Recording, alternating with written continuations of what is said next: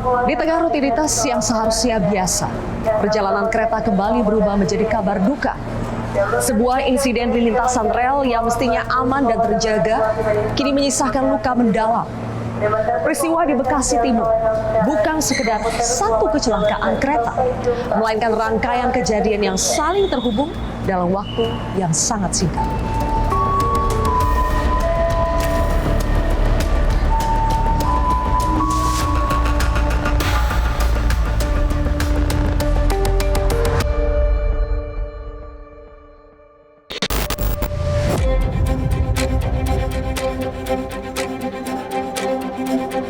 Di jalur padat Bekasi Cikarang, satu gangguan kecil memicu rangkaian bencana. Dua rangkaian KRL mengalami kecelakaan dalam satu rangkaian peristiwa. KRLA melaju di jalur satu dari arah timur ke barat, menemper sebuah taksi yang mogok di perlintasan sebidang. Benturan ini membuat kedua jalur 1 dan jalur 2 tidak lagi steril. Dampaknya langsung terasa ke arah berlawanan. KRLB yang datang dari barat ke timur di jalur 2 terpaksa berhenti di stasiun Bekasi Timur. Rangkaian kereta ini menunggu jalurnya dinyatakan aman. Namun di saat yang sama, dari arah barat Argo Bromo Anggrek melaju di jalur 2. Jarak yang terlalu dekat membuat pengereman diduga tidak cukup. Tabrakan pun terjadi. Argo Bromo Anggrek menghantam bagian belakang KRLB yang sedang berhenti. Penumpang kereta jarak jauh dilaporkan selamat, namun KRLB yang penuh penumpang menjadi titik jatuhnya korban. Ibu Anita, saya dengar Ibu pada saat kejadian pada Senin malam itu ada di gerbong perempuan ya Bu? Iya. Boleh diceritakan gimana itu Bu ceritanya? Iya, saya pulang jualan. Biasa aja namanya pulang ini kan pada masing-masingnya orang pulang pada kerja juga kan. Ada yang pulang kerja, pulang dari mana gitu kan. Memang keadaannya pada penuh. Penuh ya? Kursinya semua terisi ya Bu? Terisi semua. Oke. Ibu sempat ngobrol sama penumpang perempuan yang lain? Iya, sempat ngobrol. Terutama sama Ibu Ella. Ibu Nurela yang salah satu korban meninggal? Iya, saya kenalan waktu itu sama Ibu Ella. Sama kakak namanya Vika. Oke. Biasa Bu ngobrol sama penumpang perempuan yang lain? Iya, sering kalau kita di kereta kan pada say hello. Iya, sama-sama pulang kerja ya Bu ya. Terus Kak Vika itu ngasih coklat. Ke Ibu? Iya, ke anak saya. Oh, ini Ibu bawa dua anak Ibu? Iya. Oh, Selena sama? Syifa. Jadi setiap hari Ibu naik kereta? Naik kereta saya. Kenalan dengan beberapa penumpang. Setelah itu bagaimana Bu? Iya, waktu itu lagi tidur, ada tidur anak-anak yang ini yang kecil pada tidur. Di situ bangun dia nangis. Karena nangisnya kencang kan, saya nggak enak sama. Ya, takut mengganggu penumpang yang lain ya. Penumpang. Itu saya pindah, kata saya mau pindah. Kata ibu itu nggak apa-apa, yang ibu yang lain nggak apa-apa Bu, disusuin aja dulu anaknya. Udah disusuin, tambah kencang. Terus saya pindah ke tengah. Terus sudah pindah ke tengah itu ada nabrak apa gitu kan. Bunyinya kencang Bu? Kencang banget. Jadi Ibu sudah sempat pindah ke tengah? Iya. Gerbong lain ya? Pas itu kereta berhenti, agak lambat gitu berhenti gitu kan. Nggak taunya pas sudah mau duduk lagi, so dari belakang itu banyak yang minta tolong apa kan, udah ada yang dipakai itu naik. Terus saya berhenti di tengah itu, banyak nggak ada yang menolongin, ngasih minum apa. Itu lama saya sampai jam, saya tanya itu jam berapa. Terus kata ibu ke rumah sakit enggak, ibu luka enggak. Saya nggak luka, saya pengen pulang.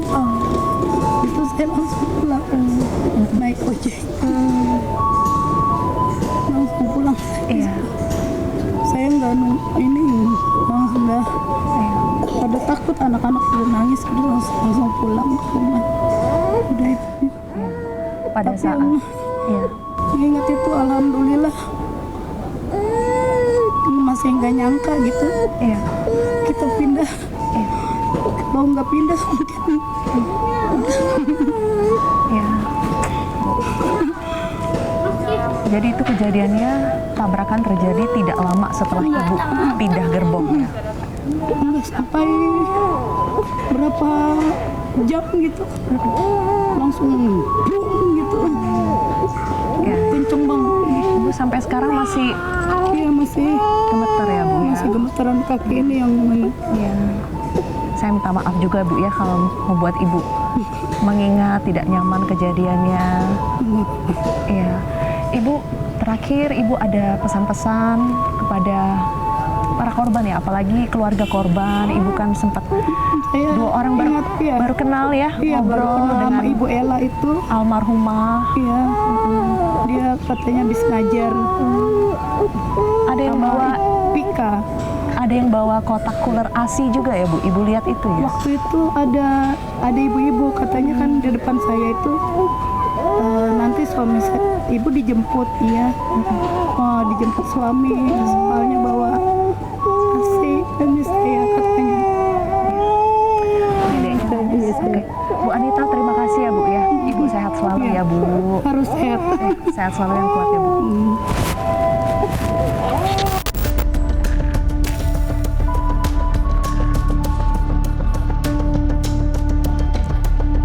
Per 4 Mei 2026, jumlah korban meninggal dunia tercatat 16 orang. Sementara itu puluhan lainnya mengalami luka-luka. Angka-angka ini bukan sekedar statistik. Di baliknya ada keluarga yang kehilangan. Ada harapan yang terputus di tengah perjalanan.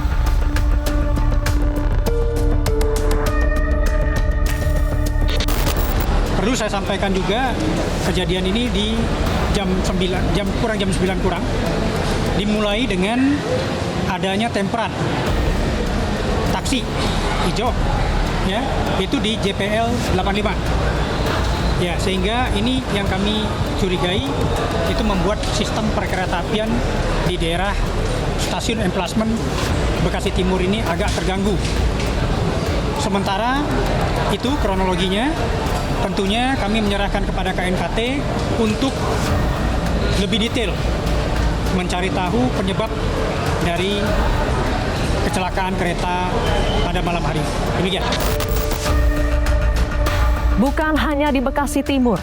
Pada Jumat 1 Mei lalu, kecelakaan lalu lintas yang melibatkan kereta api Argo Bromo Anggrek dan sebuah mobil juga terjadi di Gerobokan, Jawa Tengah.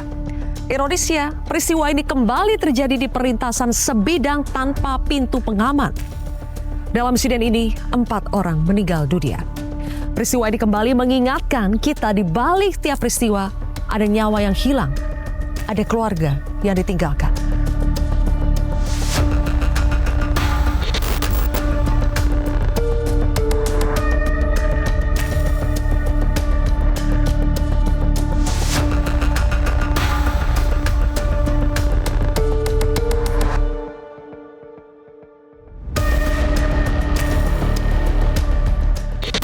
Menurut mantan Komisaris KAI Riza Pribadi, kecelakaan seperti ini tidak bisa dilihat secara sederhana. Ini bukan semata kesalahan individu di lapangan, melainkan cerminan persoalan yang lebih dalam, sistem operasional dan infrastruktur yang belum sepenuhnya siap. Perlintasan sebidang kembali menjadi titik paling rapuh dalam sistem keselamatan kereta api. Data Direktorat Jenderal Perkeretaapian mencatat sepanjang tahun 2026 telah terjadi 40 kecelakaan di perlintasan sebidang. Lebih dari separuhnya, sekitar 57,5% terjadi di perlintasan tanpa palang pintu. Dalam catatan yang lebih panjang lagi, tren kecelakaan ini justru terus meningkat dalam beberapa tahun terakhir. Dan yang mengkhawatirkan, sebagian besar berulang di titik yang sama. Perlintasan yang tidak dijaga. Gambaran itu menjadi semakin jelas ketika melihat skala persoalan yang ada. Data DJKA per 30 April 2026 mencatat terdapat 4.046 perlintasan sebidang di seluruh jalur aktif kereta api di Indonesia. Dari jumlah tersebut, 1.903 titik atau sekitar 47% tidak dijaga. Artinya, hampir separuh perlintasan berada dalam kondisi minim pengamanan tanpa petugas, tanpa sistem kontrol yang memadai.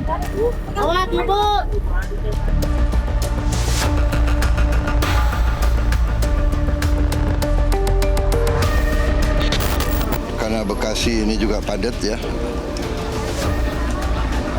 dan keperluan kereta api itu sangat penting, sangat mendesak. Jadi saya sudah setujui segera dibangun flyover langsung oleh bantuan Presiden. Kemudian di Jawa ada 1.800 titik yang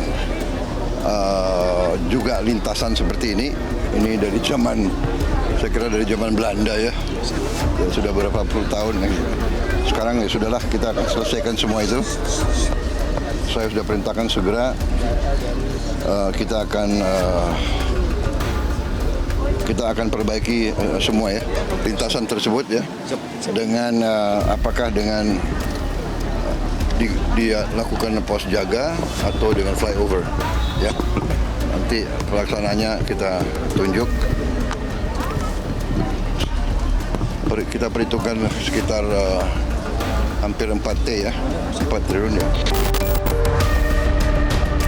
Polisi kini tengah menyelidiki insiden di Bekasi Timur.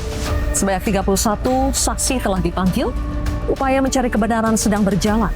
Namun publik menunggu lebih dari sekedar siapa yang salah. Publik menunggu apa yang akan diperbaiki. Kecelakaan ini bukan hanya peristiwa. Ia adalah pengingat bahwa keselamatan tidak boleh ditawar. Evaluasi harus dilakukan. Perbaikan harus nyata. Karena di setiap perjalanan kereta ada nyawa yang dititipkan. Inilah kontroversi selengkapnya. Catatan pilu tragedi KRL Argo Bromo. Bersama saya, Zilvia Iskandar.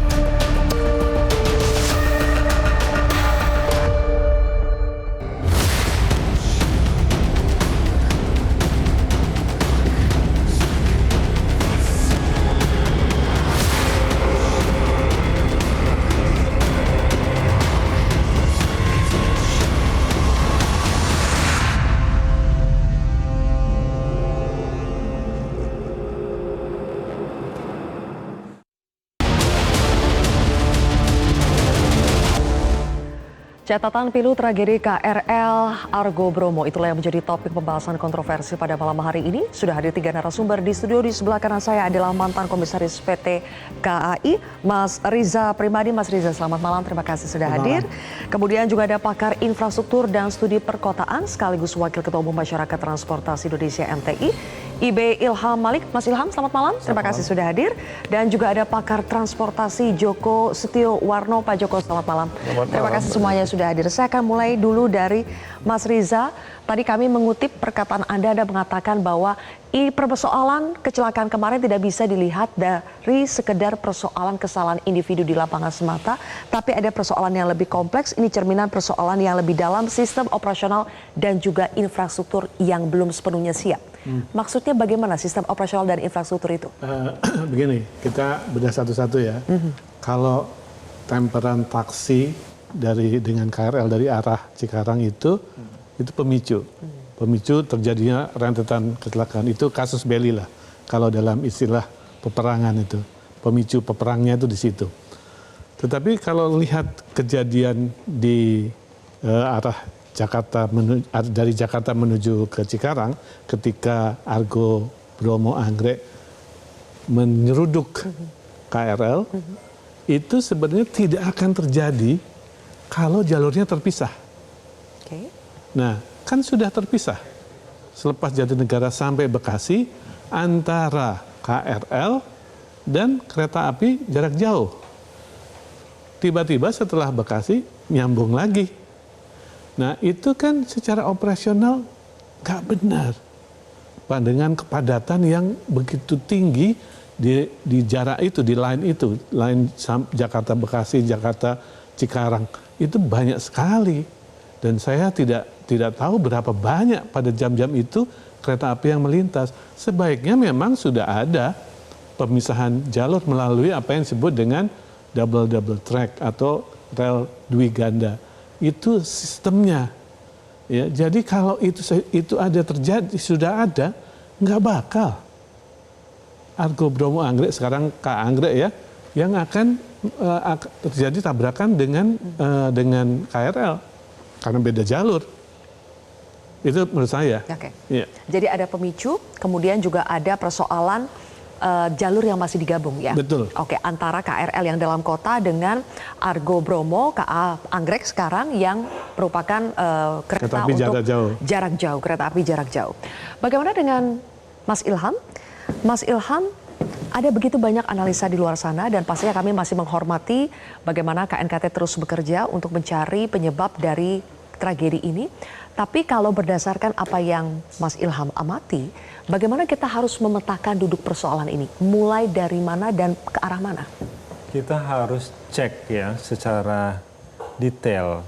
Sebenarnya persoalan ini adalah persoalan yang berkaitan dengan manusianya, teknologinya, lingkungannya, atau metodenya.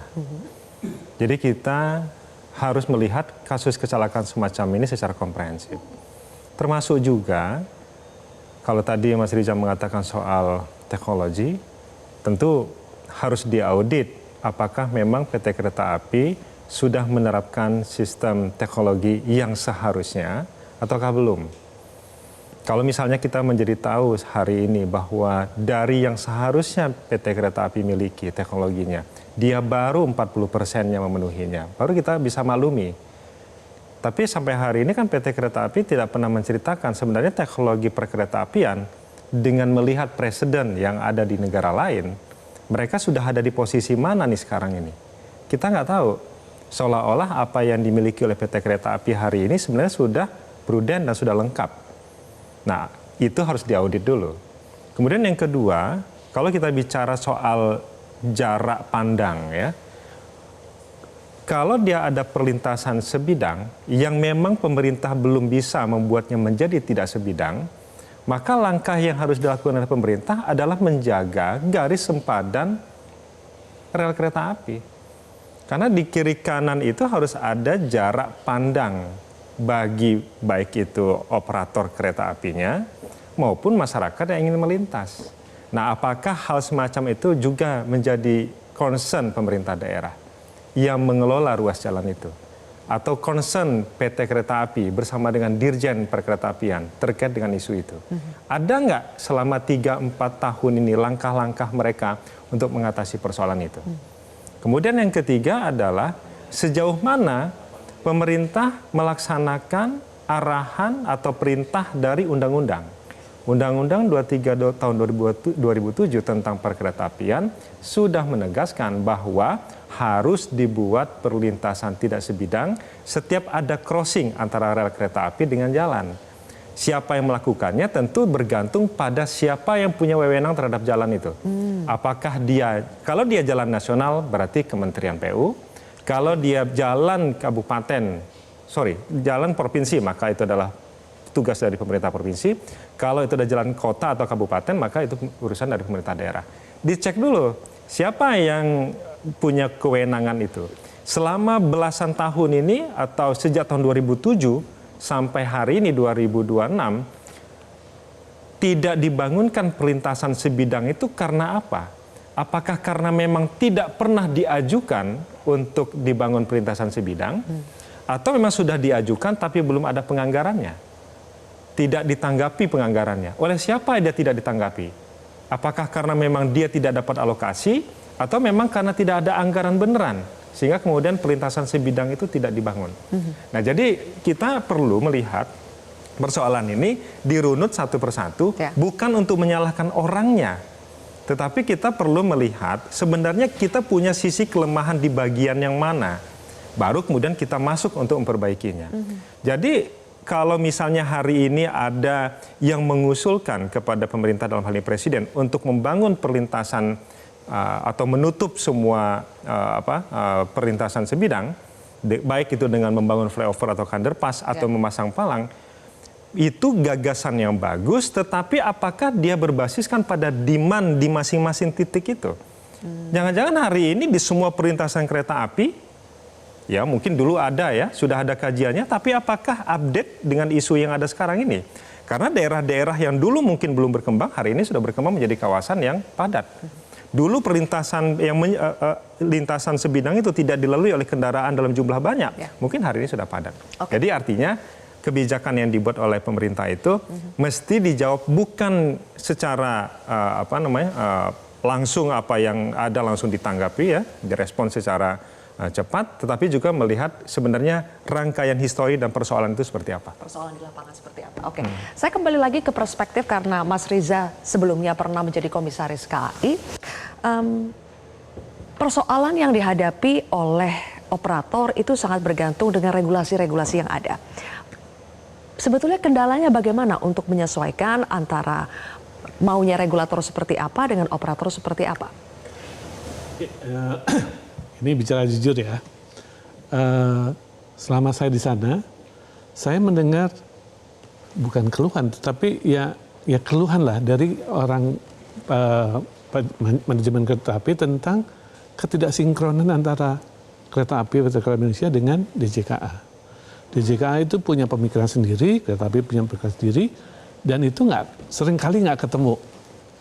Dan itu mungkin soal skala prioritas yang berbeda. Ya. Jadi banyak hal yang harusnya mereka, ini untuk kedepannya ya, DJKA itu yang ngajak omong lah. Klien utama DJKA itu kan PT KAI. Kalau dia membuat sesuatu yang tidak diperlukan, atau belum dibutuhkan oleh KAI, ya nggak usah dibuat. Tapi kenyataan banyak begitu. Ini contoh, di Daob 5, Purwokerto, di daerah situ ada stasiun yang gede, bagus sekali. Di Kemeranjen namanya. Nggak penting itu buat KAI. Tapi ada stasiunnya. Di Daob 7, daerah Madiun, ada stasiun Walikukun, bagus. Buat KAI nggak penting, nggak ada kereta yang ke situ. Yang dekat dengan kita deh, Bogor, Sukabumi. Sehari cuma 8 perjalanan, 8. Ada double track. Terus buat apa itu? Itu kemudian menimbulkan pertanyaan, ngapain sih buat itu? Padahal tadi DDT belum selesai, banyak hal yang lain belum selesai, jembatan banyak yang sudah tua, ratusan tahun ya. Contohnya di Linggapura. Sampai ambrol kan jembatannya. Itu kan perlu sekarang prioritas. Nah itu tidak terjadi karena mungkin ada gap komunikasi di antara kedua institusi ini. Dan itu sejauh yang saya amati selama 8 tahun saya di sana, PT Kereta Api, manajemen PT Kereta Api sungkan ngomong terus terang kepada regulator.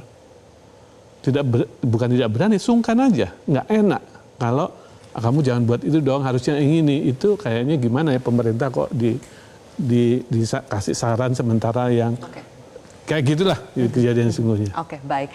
Saya ingin mendalami lebih jauh soal perlintasan sebidang ya. Ketika akhirnya terungkap banyak sekali JPL, jalur perlintasan langsung kita, baik yang resmi maupun tidak resmi, ada banyak gangguan di sana. Nah, apakah dari situ kita harus mulai membenahi ini apabila kita ingin tragedi seperti ini tidak berulang kembali? Pak Joko, saya akan bertanya kepada Anda usai jeda, tapi kita akan kembali pemirsa sesaat lagi.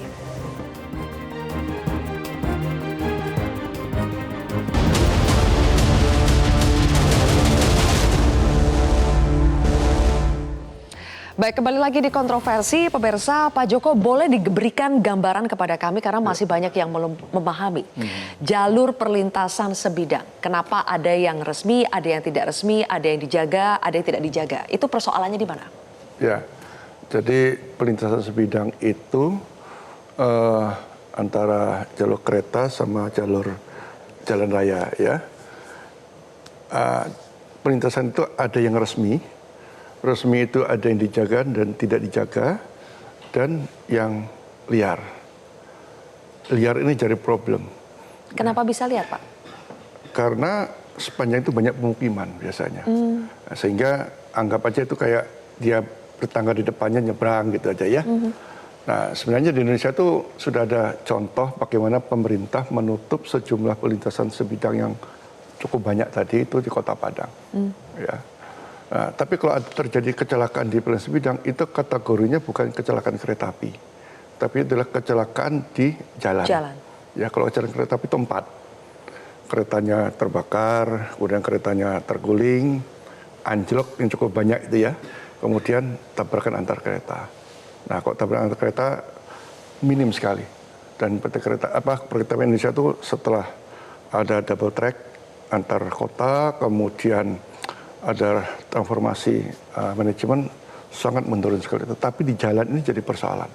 Nah, perlintasan sebidang ini kondisi sekarang sudah darurat keselamatan. Nah, ini yang harus jadi perhatian pemerintah. Kami melihat kalau kecelakaan di perlintasan sebidang itu ternyata 85% itu yang nerabas. Menerabas berarti kan dia melanggar.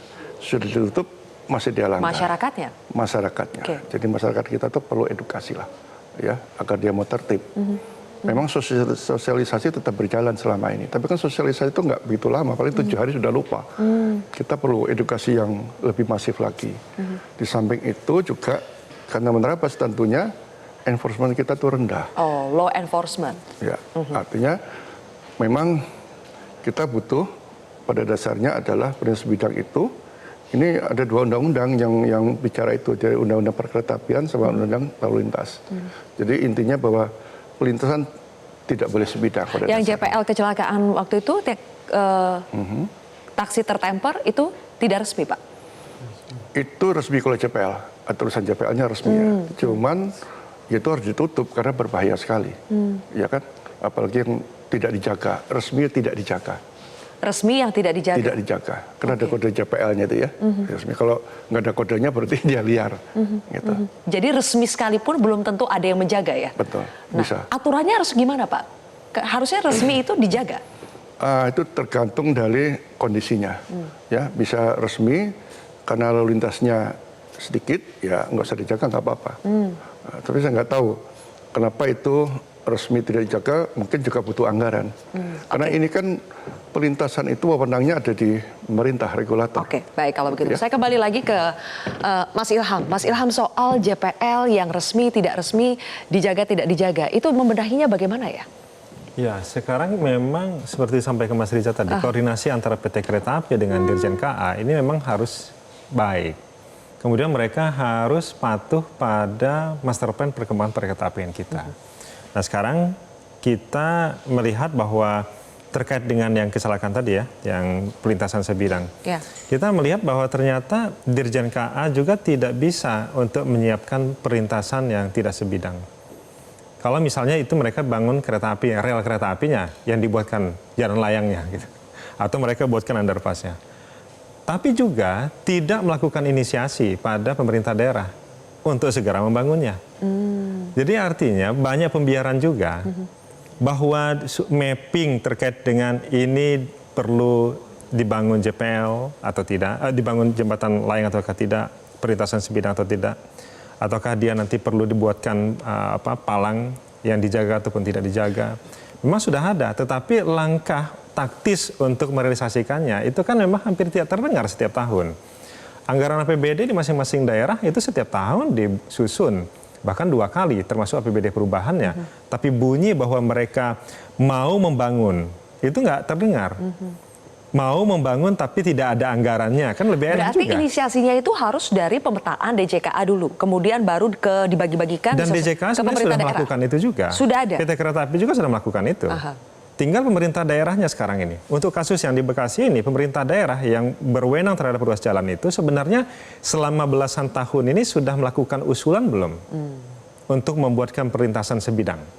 Kalau dia tidak, maka dia kena dalam undang-undang lalu lintas angkutan jalan dan juga undang-undang perkeretaapian.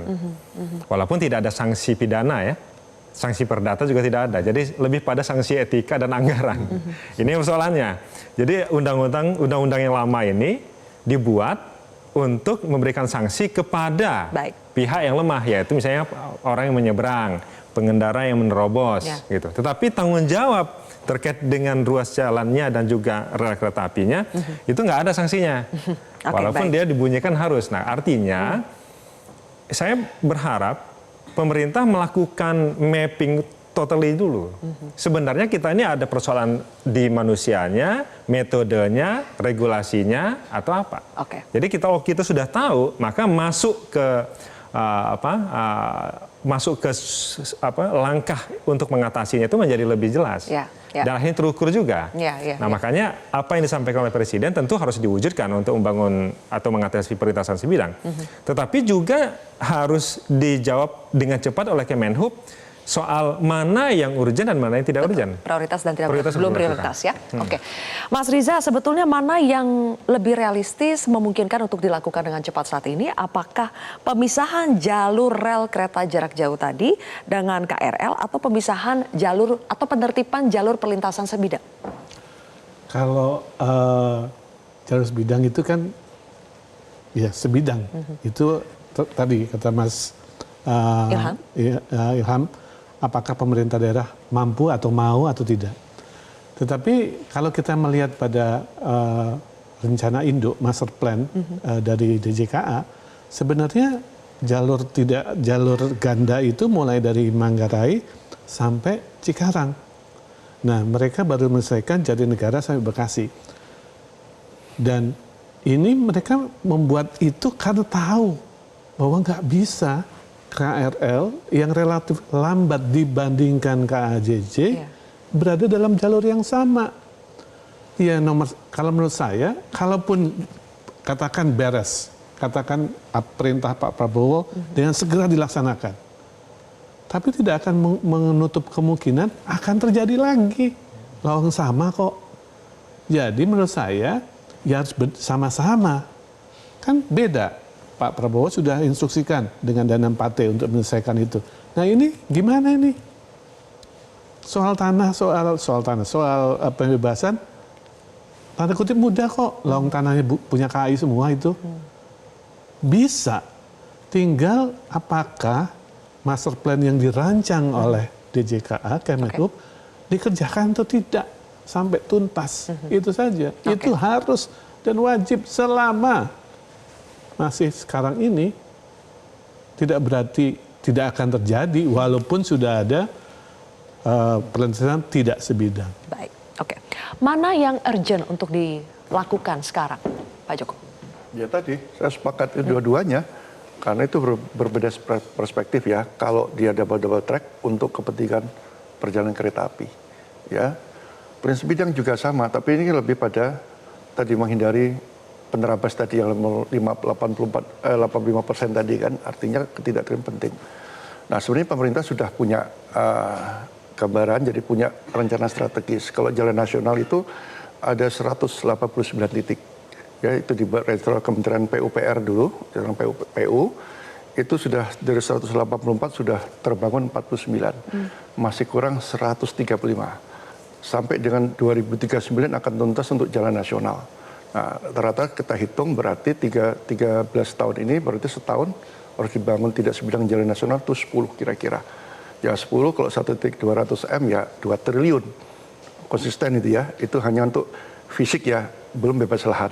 Karena butuh juga Pemda. Tapi saya dengar juga Pemda juga sudah melakukan sebenarnya. Ada pemetaan saya Pak. Ada satu Pemda di Jawa Timur, dia tuh nggak punya stasiun kereta tapi dilewati oleh perlintasan kereta, dia juga tukut bertanggung jawab itu nggak salah namanya Kabupaten Magetan. Itu nggak ada stasiun di sana itu ya. Tapi ada juga di Jawa Timur cukup proaktif saya lihat, sangat antusias sekali, bahkan satu kabupaten Lamongan itu cukup banyak perlintasan sebidang. Saya dengar anggarannya perlintasan perhubungan itu untuk ngurusi perlintasan sebidang, jalan situ ya. Nah, tapi memang kembali kalau sekarang ini mereka terkendala juga anggaran. Oke, berarti nanti kita akan bahas di satu segmen terakhir langkah atau kebijakan konkret apa yang harus kita dorong belajar dari kecelakaan yang terjadi, tragedi mengenaskan yang terjadi antara KRL dengan KA Argo Bromo. Apa lesson learn-nya, kebijakan apa yang harus didorong agar terjadi perubahan yang lebih komprehensif. Sesaat lagi tetaplah di Kontroversi.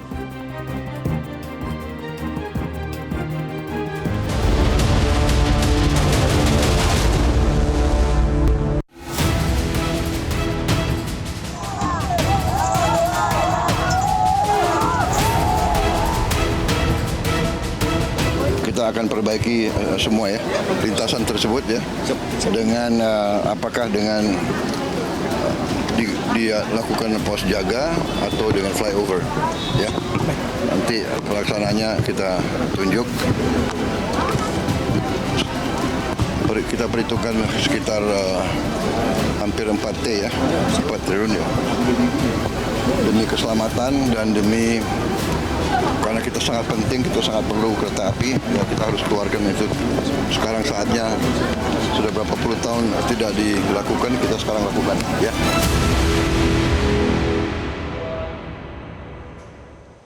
Baik, Mas Riza, Anda melihat tragedi ini bisa menjadi momentum untuk betul-betul membenahi semua masalah yang selama ini belum bisa diselesaikan? Paling tidak ini adalah sebuah cambuk yang sakit tapi perlu. Artinya ketika sebuah master plan tidak selesai, ini loh hasilnya, korbannya begini, akibatnya begini. Jadi memang harus dicubit agar kita bangkit. Apa yang dilakukan dengan statement Pak Menhub bahwa akan melibatkan KAI dalam pembangunan prasarana ada betulnya, walaupun nanti secara teknis Pak Joko pasti tahu agak susah itu karena menyangkut anggaran dan segala. Tetapi paling tidak itu sebuah pengakuan bahwa kalau mengenai prasarana ya diajak omong yang akan pakai gitu. Jangan jalan sendiri-sendiri. Itu sebuah langkah awal yang bagus. Tinggal nanti teknisnya kita akan bicara lagi soal AIMO, soal TA itu soal apa namanya anggaran dari dari Kemenhub segala macam lah, soal teknisnya itu perlu dibicarakan dengan baik-baik sehingga tidak lagi seolah-olah pada akhirnya nanti tinggal Kemenhub akan buang badan, bukan itu, tetapi mengajak KAI seperti saya tadi bilang agar berkomunikasi dan bersama-sama berkolaborasi untuk memperbaiki sistem perkeretaapian kita. Apakah bisa dilakukan dengan cepat? Enggak juga, perlu waktu dan ini hambatan birokrasinya banyak banget. Dan saya duga sih setidaknya secara politis sudah ada isyarat bagus, tinggal didobrak aja supaya segera bergerak dengan cepat. Dan satu lagi, dunia ada nggak? Oke, baik. Kalau begitu menurut Pak Joko, kebijakan konkret seperti apa yang harus didorong? Saya kira anggaran itu penting ya. Kami sudah mengingatkan tahun lalu ketika ada pemangkasan anggaran, tolong untuk keselamatan itu jangan dipangkas. Ya. Karena ini penting untuk apa? Ya kita harus prioritas keselamatan menjadi hal yang utama. Itu satu. Ya. Selain itu Pak? Yang kedua adalah masalah edukasi itu penting. Ya, karena tadi saya bilang sosialisasi itu paling 7 hari kok. Tapi kita punya kurikulum pendidikan yang berkeselamatan. Artinya sejak usia dini itu diajarkan. Karena itu kita kan pengen 2045 negara maju. Negara maju itu pasti ada kurikulum pendidikan. Edukasi harus dimulai dari bangku pendidikan ya? Harus itu ya. Sehingga apa? Ya tidak ada lagi orang-orang yang dengan mudahnya melanggar lalu lintas. Dan karena setelah kejadian ini beberapa hari kemudian ada lagi Pak kejadian yang serupa. Di Blitar itu kan, di Blitar kemudian di Gerobokan juga ya, itu terjadi juga ya. Dan yang penting lagi itu penegakan hukum itu penting. Ya, ini sudah dimulailah. Lihat kemarin itu ada penindakan di mana di daerah Senen ya, kita lihat sejauh mana. Bila perlu ya tilang aja karena itu cukup banyak yang melanggar itu. Kalau tilang nggak mempan ya cabut aja SIM-nya. Itu lebih baik saya kira ya biar ada efek jerah. Kalau enggak ya terus-terusan seperti ini. Sembari itu benar-benar lah ini menjadi hal yang serius dan saya setuju tadi Pak Reza bilang cambuk buat kita bersama ya. Ini harus kita perbaiki apalagi saya bilang jalan ini sudah bukan kalau di perlintasan darurat perlintasan saya bilang kalau jalan itu sudah darurat keselamatan jalan kita cukup parah kan cukup. Kemarin ada kecelakaan jalan juga, korbannya sama kan 16 juga di jalan raya itu kan, sama. Jadi kepedulian negara harus ada untuk keselamatan kita. Oke, baik. Kalau dari Mas Ilham, jadi apa langkah konkret yang harus segera didorong untuk jangka pendek ini maupun jangka panjang nanti? Untuk jangka pendek ini segera saja realisasikan apa yang diucapkan oleh Pak Presiden. Semua pihak yang terkait dengan hal itu harus melakukannya. Walaupun pertanyaannya siapa yang menjadi manajer dari itu semua. Karena masalahnya ini kan bukan soal dibangun di satu titik atau dua titik, tetapi soal penganggarannya bagaimana, pelaksanaannya bagaimana, sebarannya di mana saja, itu kan harus butuh manajer. Nah sekarang manajer untuk pembangunan itu siapa? Apakah berasal dari Seknek yang mengarrangemen itu semua, ataukah dari yang lain? Nah ini kita perlu berharap Presiden bisa menunjuk juga apakah Kemenko Infrawil yang menjadi manajer itu semua. Kalau ya, maka harus dibentuk timnya. Karena kalau tidak dibentuk tim, akhirnya ini dilihat orang sebagai project as usual. Orang menyebutnya angka 4.000 triliun ada sebuah angka yang sangat luar biasa kan? Maka akhirnya dianggap sebagai sebuah project saja. Padahal ini adalah project untuk berkeselamatan bertransportasi. Nah kalau hal yang disampaikan oleh Presiden ini bisa benar-benar dieksekusi dalam 1 atau 2 tahun ini, maka kita bisa melihat bahwa memang apa yang disampaikan oleh Presiden itu memang efektif dijalankan oleh seluruh kementerian lembaga terkait. At least 1 atau 2 tahun ya. Iya. Tapi dalam jangka pendek, Mas Riza, kalau kita lihat ya apa ya, ini memang mungkin bukan ranahnya khusus spesifik regulator atau operator, tapi masyarakat kita lihat bagaimana perilakunya dan itu sangat sulit untuk mengubahnya. Dalam jangka pendek, adakah yang bisa kita lakukan terus-menerus untuk setidaknya meminimalisasi perilaku-perilaku masyarakat yang melanggar? Kalau mau spesifik, misalkan sebuah perlintasan sudah berkali-kali ada kecelakaan situ, ya ditutup. Seketika itu akan mengurangi peluang terjadinya lagi. Harus sampai se-ekstrim itu ya langkah yang dilakukan? Iya, kalau enggak ya bolak-balik. Di Gerobokan itu beberapa tahun yang lalu sudah pernah loh. Mati juga, sampai keseret, sampai ke stasiun Gerobokan itu kereta mobilnya. Sekarang terulang lagi. Berarti kan memang nggak belajar kita. Ya betul, pasti orang lain juga. Tapi maksudnya hal yang sama bisa terulang di titik yang sama itu kan ya gimana ya? Masalahnya tutup aja gitu, dengan segala konsekuensi. Apa kita mau mengorbankan nyawa sia-sianya untuk nerabas tadi? Kan ya enggak. Dan ya gimana ya? Ya harus tegas lah. Kalau memang tutup, apalagi yang liar-liar, yang tidak ada jalan, tutup aja gitu dengan segala konsekuensi. Dengan segala konsekuensinya. Ya, termasuk waktu kejadian yang di Banten, ada odong-odong, kan ditutup akhirnya. Odong-odong ketabrak kereta juga. Dan yang menutup itu adalah pemerintah daerahnya? Tadinya DJKA. lama, akhirnya itu pakai rel itu dipaku, ditancapkan di situ, selesai udah urusannya. Oke, baik. Jadi harus ada political will, ketegasan juga, dan edukasi juga untuk masyarakat. Kita nantikan bersama. Terima kasih Mas Riza, Mas Ilham, dan juga Pak Joko sudah bergabung di kontroversi pada malam hari ini. Pemirsa, tragedi kereta di Bekasi Timur menjadi catatan kelam. Pengingat sistem transportasi mesti segera dibenahi karena keselamatan penumpang bukan menjadi pilihan melainkan harga mati. Saya Zilvia Iskandar pamit undur diri. Terima kasih telah menyaksikan kontroversi.